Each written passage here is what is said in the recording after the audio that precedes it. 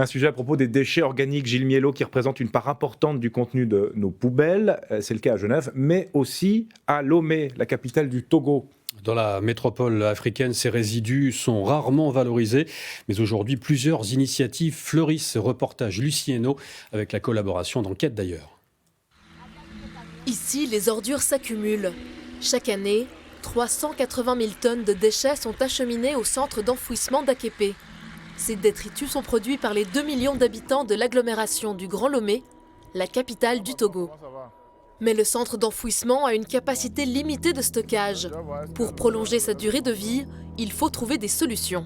La question, c'est comment faire pour que les initiatives de valorisation qui méritent d'être développées sur le territoire du Grand Lomé puissent être développées, de sorte à capter le maximum de déchets valorisables en amont et n'apporter au centre d'enfouissement technique que ce qui ne peut pas, à l'état actuel de la technologie, être valorisé.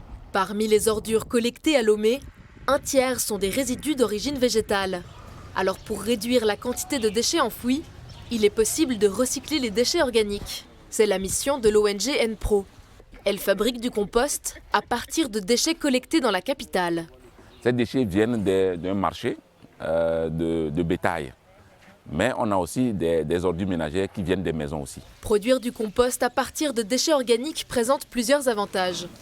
Il est important de traiter les déchets organiques parce que laissés en l'état, ils sont plus source de maladies dans leur décomposition sans suivi. Et l'autre côté positif, c'est pour que nos sols sont très pauvres et il faut de l'engrais organique pour apporter de la matière. Mais l'ONG ne détourne qu'1% des déchets fermentescibles de l'agglomération. La faute a des moyens limités, alors même que le compost est financièrement intéressant. Le paiement à l'enfouissement est plus élevé que le paiement au traitement. C'est ce qu'on doit comprendre d'abord. Si ces déchets-là devraient être dans les poubelles, jusqu'au transport, l'enfouissement coûte plus cher que le détournement que nous faisons. Enpro n'est pas seule à s'intéresser au compost. Une entreprise loméenne installe des composteurs directement chez des organisations ou des privés, comme par exemple dans les jardins de l'AFD, l'Agence française de développement. C'est du compost en circuit fermé. L'AFD a des arbres, ils ont des tonnes de gazon, des restes de nourriture. Qui finissaient sur des décharges par le passé. Donc nous les récupérons actuellement. Nous en faisons du compost qui est réutilisé en fait sous des pots de fleurs, sous le maraîcher, et puis dans des jardins de l'AFD ou ailleurs. Parmi les premiers clients de Mia Wodo, cette maraîchère. Elle cultive ses légumes à proximité du port de Lomé. Je suis très contente de ce composteur.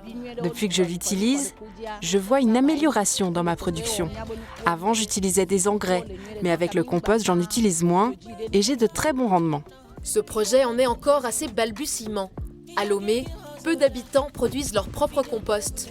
Mia Wodo a installé une 50aine de composteurs dans toute la capitale. Pour récupérer au mieux les déchets organiques, ONG comme entreprises ont aujourd'hui besoin de moyens supplémentaires et de convaincre la population de se mettre au compostage.